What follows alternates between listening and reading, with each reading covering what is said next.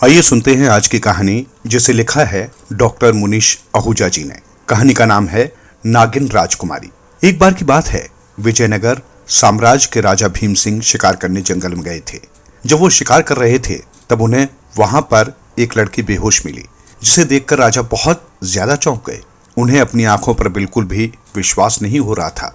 उसके बाद वो अपने सैनिकों को बुलाते हैं और उस लड़की को लेकर अपने महल में चले जाते हैं। फिर उसके कुछ समय बाद उस लड़की को होश आ जाता है। जब वो उठकर देखती है तो वो खुद को एक महल में पाकर हैरान हो जाती है। उसके बाद राजा और रानी को पता चल जाता है कि उस लड़की को होश आ गया है। तब रानी दौड़ते हुए उस लड़की के कमरे में जाती है और उसे अपने गले से लगा लेती है। फिर रानी रोते हुए कहती है कि मेरी बच्ची, आप कहाँ चली गई थी? आप इस तरह हमें छोड़कर क्यों गई थी? आपको पता है हमें आपकी कितनी फिक्र हो रही थी। अब आप हमसे वादा कीजिए कि आप दोबारा यहाँ से कहीं नहीं जाएंगी। तब उस लड़की को कुछ समझ नहीं आ रहा था कि रानी इस तरह उन्हें अपनी पुत्री क्यों मान रही है। तब वो लड़की कुछ बोलने ही वाली थी कि उससे पहले राजा उस लड़की की बात को बीच में काटकर कहते हैं कि आपने देख लिया ना रानी, हमारी बच्ची बिल्कुल सुरक्षित है और अब आप ज्यादा चिंता मत कीजिए। अब हमारी पुत्री को विश्राम करने की आवश्यकता है। वो बहुत ज्यादा थक गई होगी, इसलिए आप भी अपने कक्ष में जाकर थोड़ा आराम कर लीजिए और राजकुमारी को भी आराम करने दीजिए। तब रानी राजा की बात मान लेती है और वहां से चली जाती है। तब वो लड़की राजा से पूछती है कि महाराज, ये सब क्या हो रहा है? आप लोग हमें राजकुमारी क्यों कह रहे हैं? मैं तो कोई राजकुमारी नहीं हूँ। तब राजा उस लड़की से कहते हैं कि दरअसल बात यह है कि अभी कुछ ही दिन पहले हमारी पुत्री, जो कि इस साम्राज्य की राजकुमारी थी, उनका नाम सुप्रिया था, कुछ ही दिन पहले उनका किसी ने कत्ल कर दिया। हमारे सैनिकों को नदी किनारे उनका शव मिला था। हमने ये बात अभी सभी से छुपा कर रखी, क्योंकि उसके पिछले कुछ दिनों से राजकुमारी गायब थी और रानी का रो रो कर बुरा हाल हो गया था। उन्होंने खाना पीना बिल्कुल छोड़ दिया था और कहा था कि जब तक उन्हें राजकुमारी नहीं मिलेगी तब तक वो कुछ नहीं खाएंगी और जल तक नहीं पिएंगी। उनकी हालत बहुत ज्यादा खराब थी। उनकी हालत को देखते हुए हमने उनसे सच छुपाया, परंतु जब हम आज जंगल में शिकार करने गए थे तब हम वहां आपको देखकर हैरान हो गए थे, क्योंकि आपकी शक्ल हमारी पुत्री से बिल्कुल हूबहू मिलती है। तब आपकी हालत ठीक नहीं थी, इसलिए हम आपको अपने साथ अपने महल में ले आए। इसलिए रानी आपको राजकुमारी सुप्रिया ही समझ रही है और वो इस बात से बहुत ज्यादा खुश है कि उनकी पुत्री अब वापस आ चुकी है। तब वो लड़की कहती है कि परंतु झूठ बोलना तो गलत है ना, और मैं आपकी पुत्री नहीं हूँ। ये बात आप अच्छे से जानते हैं।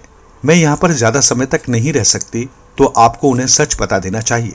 तब राजा कहते हैं, कृपा करके आप हमारी सहायता कीजिए। मैं अपनी पुत्री के कातिलों का पता लगाना चाहता हूँ और जब तक वो नहीं मिल जाते तब तक आप कृपया करके इस महल में रुक जाइए और रानी की तबीयत भी पूरी तरह ठीक हो जाएगी।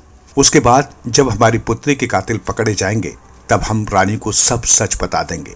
तब वो लड़की कहती है कि परंतु ऐसा नहीं हो सकता, मुझे अपने घर वापस लौटना होगा, मैं आपकी सहायता नहीं कर सकती। तब राजा कहते हैं कि अगर आप हमारी सहायता करेंगी तो हम आपको मुंह मांगा इनाम देंगे और आप जो भी बोलेंगी हम आपकी सभी इच्छाएं पूरी करेंगे। पहले तो वो लड़की उस महल में रुकने से मना कर देती है और राजा से कहती है कि आपको मेरी सच्चाई नहीं पता, इसलिए बेहतर होगा कि आप मुझे यहाँ से जाने दीजिए। तब राजा उस लड़की से बार बार विनती करते हैं। जब वो लड़की राजा की ऐसी हालत देखती है तो वो राजा की सहायता करने के लिए सहमत हो जाती है और उनसे कहती है कि आप मुझे वचन दीजिए कि शाम ढलने के बाद आप या महल का कोई भी सदस्य हमारे कक्ष में नहीं आएगा। सुबह होने तक कोई भी हमें नहीं दिखेगा। हम रात को चाहे कहीं पर भी जाएं, आप हमें जाने से नहीं रोकेंगे। तब राजा उस लड़की को आश्वासन देते हैं कि वो जो चाहेगी राजा बिल्कुल वैसा ही करेंगे और अपने महल में सभी को वैसा ही आदेश देंगे। उस दिन के बाद से वो लड़की महल में राजकुमारी सुप्रिया बनकर रहने लगती है। राजकुमारी हर रात उस जंगल में जाया करती थी जहां से राजा उन्हें अपने महल में लेकर गए थे। जब वो जंगल में घूम रही थी तब उन्हें वहां पर किसी की चीखने की आवाज आती है। जब वो उस आवाज को सुनकर उसके पास जाती है तो देखती है कि वहां पर एक राजकुमार को वृक्ष से बांध रखा था। साथ ही वहां आग जल रही थी जिस पर एक बड़ा सा पतीला रखा हुआ था। राजकुमारी उनसे सारी बात पूछती है। तब राजकुमार बताते कि उन्हें एक राक्षस ने पकड़ लिया है और अब वो उन्हें पकाकर खा जाएगा। तब राजकुमारी कहती है कि आप चिंता मत कीजिए, मैं आपको बचा लूंगी। तब राजकुमार कहते हैं कि नहीं, आप मेरी वजह से अपनी जान खतरे में मत डालिए। वो राक्षस बहुत ही शक्तिशाली है और वो मेरे साथ आपको भी मारकर खा जाएगा। आप कृपया करके उसके आने से पहले यहाँ से चली जाइए। तब राजकुमारी कहती है कि आपको मेरी चिंता करने की जरूरत नहीं है, मैं उस राक्षस को अच्छा सबक सिखाऊंगी। उसके बाद राजकुमारी राजकुमार की रस्सी खोलकर उन्हें वृक्ष से आजाद कर देती है। तभी वहां पर वो राक्षस आ जाता है और वो राजकुमार को ऐसे खुला देखकर बहुत क्रोधित हो जाता है और फिर वो उन दोनों से कहता है कि तुमने इसे खोलकर अच्छा नहीं किया, अब मैं तुम दोनों को एक साथ पकाकर खा जाऊंगा। तब राजकुमारी अपनी जादुई शक्तियों की सहायता से उस राक्षस को बांध देती है और वहां पर एक बड़े से नाग के रूप में प्रकट हो जाती है। तब राजकुमारी उस राक्षस से कहती है कि अब ये मैं तुम्हें निगल जाऊंगी।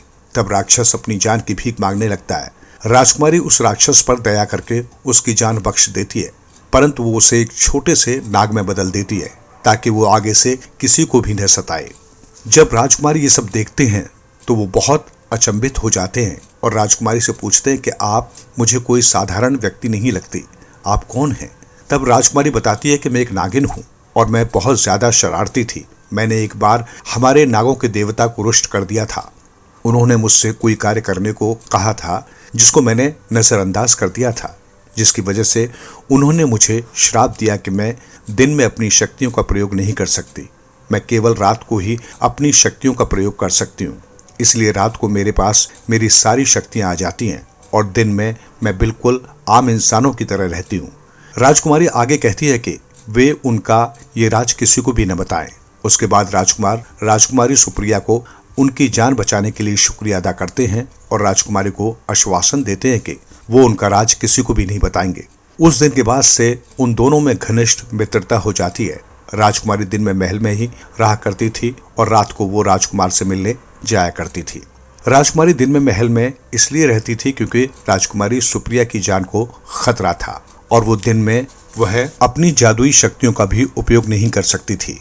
जिन्होंने असली राजकुमारी सुप्रिया को मारा था वो दोबारा राजकुमारी पर आक्रमण कर सकते थे। इसलिए नागिन राजकुमारी रात को ही बाहर जाया करती थी क्योंकि रात को उन्हें किसी से डर नहीं था और वो अपनी शक्तियों का इस्तेमाल कर सकती थी। एक दिन राजकुमार राजकुमारी सुप्रिया से कहते हैं कि वो किसी दिन उनके महल में आए और उनके माता पिता से मिले। पहले तो राजकुमारी ऐसा करने से मना कर देती है, परंतु बाद में इस बात के लिए मान जाती है। उसके कुछ दिन बाद राजकुमारी अपने कुछ सैनिकों के साथ राजकुमार से मिलने के लिए अपने रथ में प्रस्थान करती है। थोड़ी दूर चलने के बाद जब वो जंगल में पहुंचती है तब राजकुमारी के सैनिक ही उन्हें बंदी बना लेते हैं।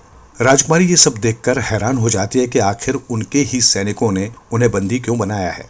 तभी वहां पर झाड़ियों के पीछे से रानी और राजकुमारी का सौतेला भाई निकल कर आते हैं। राजकुमारी रानी से पूछती है कि आखिर ये सब क्या हो रहा है, आपने मुझे इस तरह बंदी क्यों बनाया है। तब रानी हंसते हुए कहती है कि हमें आपका सारा सच मालूम है, हम जानते हैं कि आप राजकुमारी सुप्रिया नहीं है, आप उनकी बहरूपियां हैं और आप कोई आम इंसान नहीं बल्कि आप एक नागिन है। जब राजकुमारी ये सब बात सुनती है तो वो बहुत हैरान हो जाती है कि आखिर इन्हें सच पता कैसे चला। तब रानी कहती है कि जिस दिन हमने आपको महल में देखा था हम उसी दिन समझ गए थे कि आप असली राजकुमारी नहीं हैं, क्योंकि असली राजकुमारी का कत्ल हमने ही किया था। पहले तो हमें अपनी आंखों पर विश्वास नहीं हुआ कि असली राजकुमारी वापस कैसे आ सकती है, क्योंकि उन्हें तो हमने अपने हाथों से मारा था। फिर उस दिन के बाद से हमने आपका पीछा करना शुरू किया और जिस रात आपने राजकुमार को बचाया था उस दिन हमने स्वयं सारी घटना होते देखी थी। तब हमें पता चला कि आप राजकुमारी सुप्रिया नहीं बल्कि एक नागिन है और हमें ये राज भी पता चला कि श्राप के कारण दिन में आपके पास कोई शक्तियां नहीं होती। इसके बाद हमने एक अच्छे अवसर की तलाश की और आज हमें वो सुनहरा अवसर मिल ही गया। आप पूरे दिन महल में रहती, केवल रात को ही बाहर निकलती थी और रात को आपकी शक्तियों की वजह से हम आपका मुकाबला नहीं कर सकते थे। दिन में आप महल में होती, आपको इतनी कड़ी सुरक्षा मिली हुई थी जिसके कारण हम महल में भी आपका कुछ नहीं बिगाड़ सकते थे। इसलिए हमने आज अवसर देखकर आपको बंदी बना लिया है। अब आप कुछ नहीं कर सकती, आपको कोई नहीं बचा सकता। इतना सब कहकर रानी जोर से हंसने लगती है। तब राजकुमारी कहती है कि आप ऐसा क्यों करना चाहती हैं?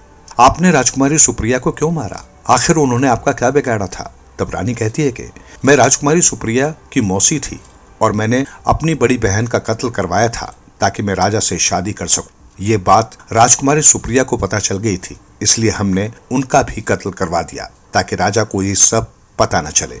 और जब मैं तुम्हें भी मार डालूंगी उसके बाद ये सारा राज्य मेरे बेटे का हो जाएगा। इतना कहकर रानी हंसने लगती है और वो राजकुमारी सुप्रिया को मारने ही वाली होती है कि तभी वहां पर राजा अपने सैनिकों को लेकर आ जाते हैं।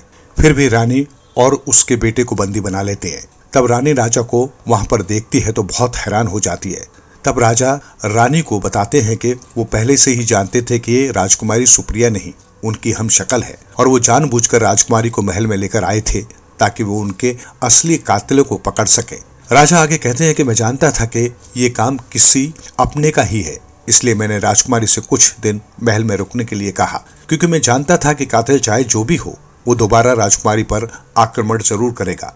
इसलिए हम पहले से ही चौकन्ना थे और हमने अब आपको रंगे हाथों पकड़ लिया है। तब रानी राजा से अपने किए की क्षमा मांगने लगती है, परंतु राजा उन्हें मृत्युदंड की सजा दे देते हैं।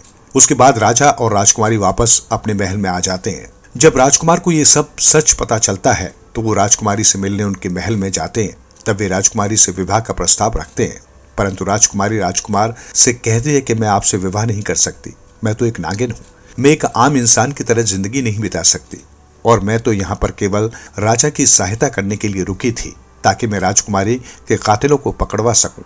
उसके बाद नागिन राजकुमारी राजा और राजकुमार से अलविदा लेकर वापस अपनी दुनिया में चली जाती है।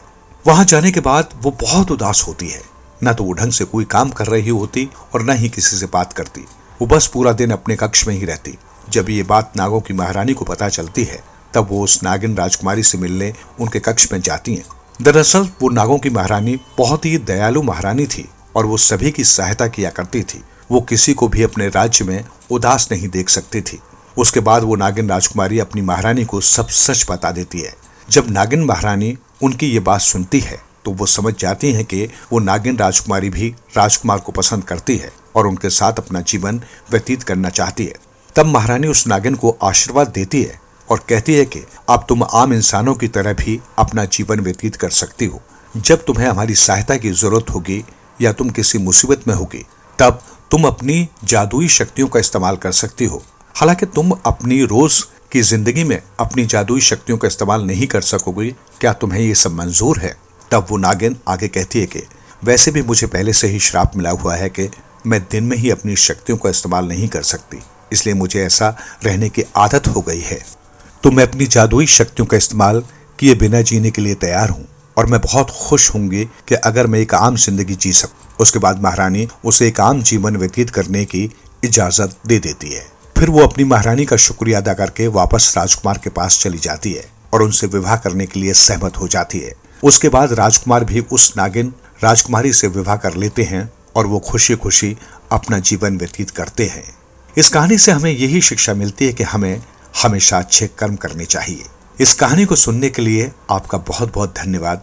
कृपया नीचे कमेंट बॉक्स में अपने विचार साझा करें और बताएं कि आपको ये कहानी कैसी लगी। आपके सुझाव से हम और बेहतरीन कहानियां प्रस्तुत करने का प्रयास करेंगे। आप हमारे चैनल पर कौन कौन सी कहानियां देखना चाहते हैं, कृपया हमें आपके टॉपिक सुझाएं, हम उन पर कहानियां तैयार करेंगे। रहिए सदैव स्पिरिचुअल टीवी के साथ और हमेशा खुश रहिए।